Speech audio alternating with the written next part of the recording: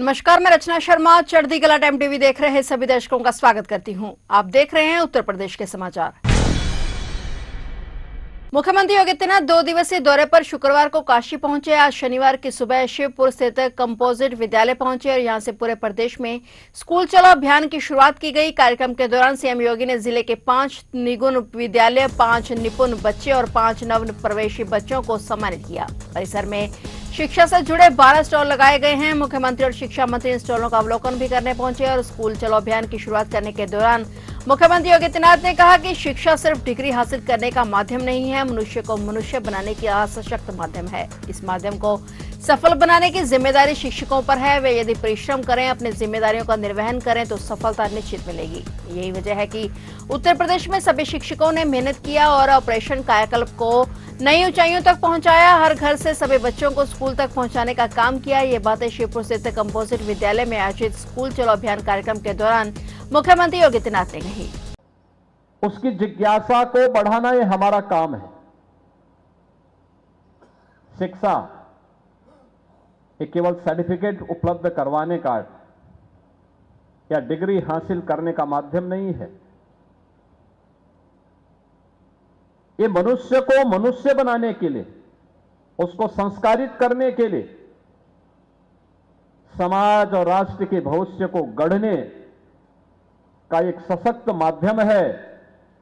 और उसके योजक के रूप में ईश्वर ने जो भूमिका हमारे आदरणीय गुरुजनों को दी है, शिक्षकों को दी है, अगर वह अपने इस महती जिम्मेदारी का निर्वहन करेंगे तो उसके बेहतरीन परिणाम सामने आएंगे। और मैं इस बात पर प्रसन्नता की अनुभूति कर सकता हूं कि उत्तर प्रदेश के बेसिक और माध्यमिक शिक्षा विभाग से जुड़े हुए सभी शिक्षकों ने, गुरुजनों ने मेहनत किया, परिश्रम किया, ऑपरेशन कायाकल्प को सफलता की नई ऊंचाइयों तक पहुंचाया। स्कूल चलो अभियान में हर बच्चे को स्कूल तक पहुंचाने के लिए अपने स्तर पर प्रयास किया।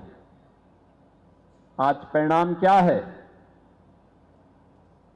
आज ऑपरेशन कायाकल्प की जब बात आती है तो भारत सरकार के नीति आयोग ने भी देश के अंदर शिक्षा के सक्सेस स्टोरी में उत्तर प्रदेश के हिस्से में जो सबसे सक्सेस स्टोरी दी है वह ऑपरेशन कायाकल्प को दिया है कि ऑपरेशन कायाकल्प में कैसे 1,36,000 से अधिक विद्यालय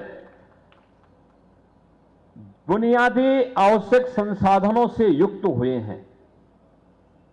कैसे ऑपरेशन निपुण के माध्यम से सामान्य शिक्षा के बारे में बच्चों के मन में जिज्ञासा बढ़ी है और उन्हें अक्षर ज्ञान और अंकों का ज्ञान हुआ है। यूपीएटीएस ने बड़ी आतंकी साजिश को नाकाम किया है। टीम ने 4 संदिग्ध आतंकियों को गिरफ्तार किया है। चारों आरोपी राजधानी में विस्फोट और आगजनी की साजिश रच रहे थे। पाकिस्तानी हैंडलर और आईएसआई से जुड़े नेटवर्क के संपर्क में थे और पाकिस्तानी हैंडलर के इशारों पर काम करने वाले आतंकी मॉड्यूल के निशाने पर लखनऊ, गाजियाबाद और अलीगढ़ थे। मॉड्यूल पहले इन शहरों में वारदातों को अंजाम देकर माहौल में भय पैदा करना और उसके बाद अन्य शहरों को निशाना बनाना था। एटीएस की पूछताछ में यह पूरी साजिश खुद आरोपियों ने कबूल की है। एटीएस को मिली कामयाबी के मुताबिक आगे की तफ्तीश जारी है और प्रदेश के कई बड़े नेता गिरोह के निशाने पर थे। एटीएस को नेताओं के नाम भी आरोपियों ने बताए हैं। इसमें कई नेता अहम पदों पर हैं। आरोपियों ने इन नेताओं की रेकी की थी और पाकिस्तानी हैंडलर्स इनको जैसे आदेश देते वैसे ये अंजाम देते। एटीएस के मुताबिक आरोपियों का सबसे पहला निशाना लखनऊ रेलवे स्टेशन था। सूचना मिलने के बाद टीम ने मौके पर पहुंचकर चारों को गिरफ्तार कर लिया और बड़ी घटना होने से पहले साजिश नाकाम कर दी।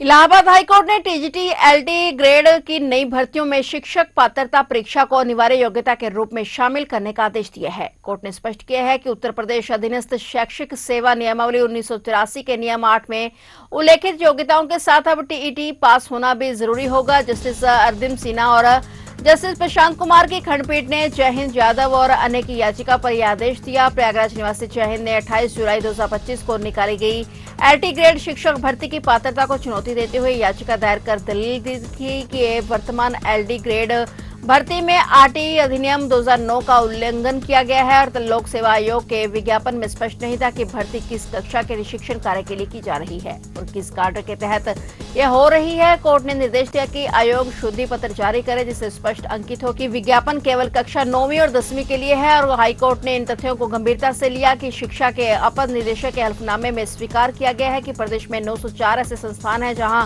कक्षा 6 से कक्षा 12 तक की शिक्षा दी जाती है। ऐसे में आयोग का यह दावा है कि कक्षा 6 से 8 तक के पदों पर कोई रिक्त नहीं है, तार्किक वितरित नहीं होता है। ऐसे में टीईटी पास योग्यता अनिवार्य है।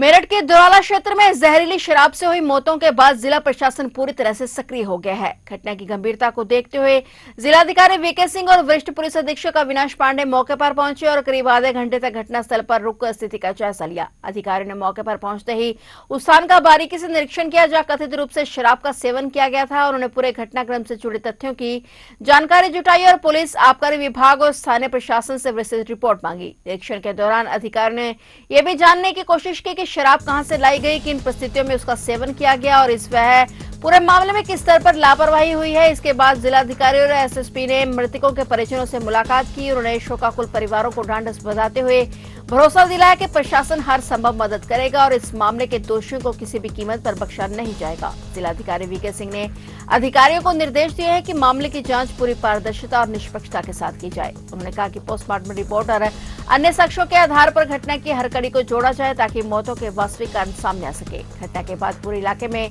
दहशत का माहौल है। स्थानीय लोगों ने प्रशासन से अवैध शराब के कारोबार पर सख्त और स्थायी कार्रवाई की मांग की है। दौराला कस्बे में एक रिया स्पेलर करके है, वहाँ के मालिक बाबूराम जी, उनकी दुकान पर काम करने वाले जितेंद्र जी और उनके ग्राहक अंकित और दौलत, ये 3 लोग बैठे हुए थे। एक बात ये सामने आई है कि कुछ लोग ऐसा कह रहे हैं कि प्रतिबंधित शराब थी या एक्सपायर्ड शराब थी। वो शराब का बॉटलिंग डेट 11 फरवरी 26 है, वो शराब एक्सपायर्ड नहीं पाई गई है। जिला आबकारी अधिकारी की जांच में अंकित एक पाउच लेकर आए थे, एक टेट्रा पैक लेकर आए थे और बाबूराम जी के एक लड़के वहीं पर स्पेलर चला रहे थे जहां पर ये घटना हुई और दूसरे लड़के स्पेलर के सामने अपनी बाइक धो रहे थे।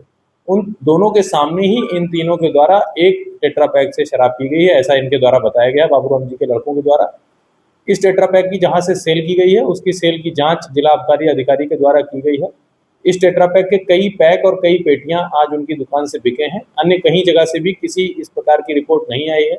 जो आर्यावर्त हॉस्पिटल के डॉक्टर हैं जिन्होंने पहले अटेंड किया तीनों मरीजों को और हमारे जो मुख्य चिकित्सा अधिकारी हैं जिले के, उन दोनों ने इस प्रकरण की जांच की है और इस प्रकरण में उनके द्वारा बताया गया है कि मेथनॉल पॉइजनिंग के या इलिसिट लिकर के या हुज ट्रेजेडी के कोई भी लक्षण अभी नहीं पाए गए हैं। मृत्यु के कारणों की जांच हेतु पोस्टमार्टम में इसका प्रिजर्व किया जाएगा। अन्य अभी कोई डेफिनेटिव कंक्लूजन नहीं मिला है। अन्य कारण जो हमारे सामने आ रहे हैं उसके लिए हमने 4 टीमों का गठन कर दिया है। हमारी 3 स्वाट की टीमें हैं, फॉरेंसिक की टीम ने वहां पर पहुंचकर देखा है। ये तीनों लोग लगभग डेली शराब पिया करते थे। इनके स्पेलर के पीछे बहुत सारे अन्य खोखे मिले हैं। मौके से जितनी भी चीजें मिली हैं उनको सील किया गया है। इसके साथ ही जो सर्विलांस की टीम है और हमारी गोपनीय शाखा की टीम है उन्हें भी एक्टिव किया गया है। उत्तर प्रदेश के सहारनपुर जिले के गंगोह क्षेत्र में एक ऐसा वीडियो सामने आया है जिससे मानवता को शर्मसार कर दिया है। सोशल मीडिया पर तेजी से फैल रहे इस वीडियो में एक मासूम बच्चे को डंडे से बड़ी बेरहमी से पीटा जा रहा है और इस वीडियो के वायरल होते ही इलाके में तनाव और आक्रोश का माहौल बन गया है। साफ देखा जा सकता है कि 2 व्यक्ति एक छोटे बच्चे को घेर कर खड़े हैं और उसे डंडे से लगातार पीट रहे हैं। बच्चा दर्द से तड़प रहा है और रहम की भीख मांग रहा है, लेकिन उन व्यक्तियों का दिल नहीं पसीजा। हैरान करने वाली बात यह है कि वहां मौजूद एक तीसरा व्यक्ति इस पूरी हैवानियत को रोकने की बजाय अपने मोबाइल से उसका वीडियो बना रहा है। चर्चा है कि यह शर्मनाक घटना गंगोह स्थित एक मदरसे की है। हालांकि पुलिस या किसी प्रशासनिक संस्था ने अभी तक इस बात की आधिकारिक पुष्टि नहीं की है कि आखिर यह वीडियो उसी मदरसे का है या नहीं, लेकिन वीडियो सामने आने के बाद अभिभावकों और स्थानीय लोगों में भारी गुस्सा है। लोगों का सवाल है कि क्या शिक्षा के मंदिर में बच्चे इस तरह सुरक्षित रहेंगे। वहीं मामला गरमाते देख सहारनपुर पुलिस तुरंत एक्शन मोड में आ गई है। पुलिस साइबर सेल की मदद से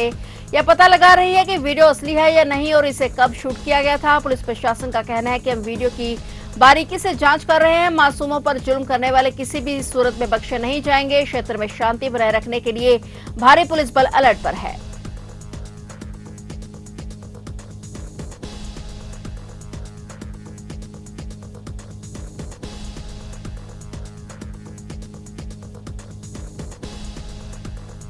उत्तर प्रदेश के मेरठ में एक दर्दनाक हादसा हो गया, जहां पर जिले के हस्तिनापुर थाना क्षेत्र स्थित मखदुमपुर गंगा घाट पर अंतिम संस्कार में शामिल होने आए युवक और किशोर समेत 5 लोग गंगा में डूब गए। बताया जा रहा है कि सभी लोग नहाते समय तेज बहाव में बह गए, जिसमें से एक को बचा लिया गया, जबकि 4 लोगों की तलाश जारी है। वरिष्ठ पुलिस अधीक्षक अविनाश पांडे ने बताया कि इंचोली क्षेत्र के कुछ लोग अपनी वृद्ध मां के अंतिम संस्कार के लिए मखदुमपुर घाट पर आए थे और अंतिम संस्कार की प्रक्रिया के बाद उनके साथ आए लोग करीब 200 मीटर दूर गंगा में नहाने चले गए, जहां अचानक तेज धारा में पांचों बहने लगे और वहीं पे पुलिस के अनुसार जिनका अभी तक पता नहीं चल पाया है। हस्तिनापुर पुलिस के अनुसार उसमें अभिषेक 23 वर्षीय, हिमांशु 17 वर्षीय, दीपांशु 21 साल और प्रियांशु 17 साल शामिल हैं। पुलिस ने बताया कि इस दौरान जलालपुर निवासी राहुल नामक युवक ने साहस दिखाते हुए एक को सुरक्षित बाहर निकाल लिया है, जबकि 4 अन्य गंगा में बह गए और उनकी तलाश अब तक जारी है। पुलिस ने कई टीमों के साथ तलाशी अभियान चलाया है। पुलिस के अनुसार अभी तक 4 लोगों का कोई सुराग हाथ नहीं लगा है। ग्राम मखदूमपुर का जो घाट है गंगा जी का,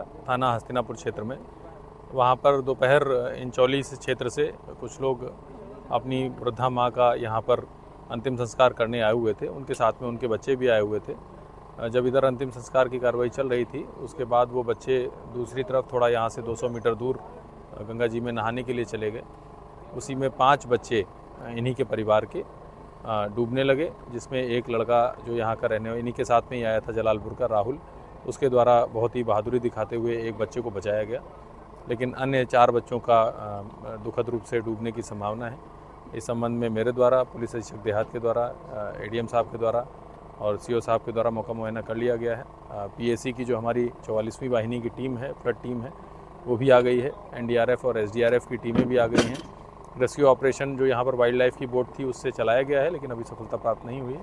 अन्य जो हमारी स्पेशलाइज टीम्स हैं उनके द्वारा रेस्क्यू ऑपरेशन चलाया जा रहा है। राजस्व की टीम के द्वारा जो डिटेल्स हैं वो नोट कर लिए गए हैं और आपदा के अंतर्गत जो भी आवश्यक कार्रवाई है वो की जा रही है। जो भी अनुमन्य राशि है उसके संबंध में भी आवश्यक कार्रवाई की जा रही है। यूपी के पीलीभीत से रोंगटे खड़े कर देने वाली घटना सामने आई है। जहानाबाद क्षेत्र में एक पिता ने अपनी जान की परवाह किए बिना विशालकाय मगरमच्छ से सीधा मुकाबला किया और अपने बेटे को मौत के मुंह से छीन लिया। मिली जानकारी के मुताबिक घटना नगरिया सहगवा गांव की है और गांव के रहने वाले प्रेमशंकर अपने 14 वर्षीय बेटे मोहित कुमार के साथ नदी के पास स्थित अपने खेत पर गेहूं की कटाई करने गए थे और काम के दौरान मोहित नदी के किनारे की तरफ चला गया, जहां घात लगाए बैठे एक खूंखार मगरमच्छ ने अचानक उस पर हमला कर दिया। इससे पहले कि मोहित कुछ समझ पाता, मगरमच्छ ने उसे अपने मजबूत जबड़ों में जकड़ लिया और गहरे पानी की ओर खींचने लगा। प्रेमशंकर हाथ पैर नहीं फूले, बल्कि वह बिजली की रफ्तार से नदी की ओर दौड़े और प्रेमशंकर के पास कोई हथियार नहीं था, लेकिन बेटे को बचाने का जुनून इतना था कि वे सीधे मगरमच्छ से भिड़ गए। कुछ मिनटों तक पानी के किनारे पिता और मगरमच्छ के बीच जिंदगी और मौत की जंग चलती रही और आखिरकार पिता के हौसलों के आगे मगरमच्छ की हार माननी पड़ी और उसने बच्चे को छोड़ दिया। प्रेमशंकर तुरंत लहूलुहान मोहित को लेकर पीलीभीत जिला अस्पताल पहुंचे और समय पर इलाज मिलने के कारण उसकी हालत अब खतरे से बाहर है। फिलहाल उसे डॉक्टरों की निगरानी में रखा गया है। इस हादसे के बाद ग्रामीणों में भारी डर और गुस्सा है। लोगों ने वन विभाग से मांग की है कि इस आदमखोर मगरमच्छ को पकड़कर कहीं और शिफ्ट किया जाए। वन विभाग ने लोगों को चेतावनी दी है कि वे नदी और तालाबों के किनारे अकेले ना जाएं और पूरी सावधानी बरतें। उत्तर प्रदेश में भीषण गर्मी के बीच मौसम ने अचानक करवट ली है और प्रदेश में बारिश का सिलसिला शुरू हो गया है। बेमौसम शुरू हुई बारिश से लोगों को भीषण गर्मी से तो राहत मिली है, लेकिन किसानों की चिंता बढ़ गई है। इस बेमौसम बारिश का सीधा असर फसलों पर पड़ रहा है। कल भी राज्य के कई जिलों में बारिश हुई। मौसम विभाग ने आज 4 अप्रैल के लिए भी अलर्ट जारी किया है। मौसम विभाग के मुताबिक राज्य के ज्यादातर हिस्सों में तेज हवाएं, गरज चमक और आकाशीय बिजली गिरने की संभावना है। बारिश और बादलों की वजह से तापमान में भी कमी देखने को मिलेगी। अनुमान है कि तापमान 3 से 5 डिग्री सेल्सियस तक गिर सकता है। मौसम वैज्ञानिकों के अनुसार इस बदलाव की वजह ईरान के पास सक्रिय हुआ पश्चिमी विक्षोभ है, जिसका असर अगले 48 घंटों तक उत्तर प्रदेश के मौसम पर बना रहेगा। मौसम विभाग ने 50 से ज्यादा जिलों में बारिश का अलर्ट जारी किया है।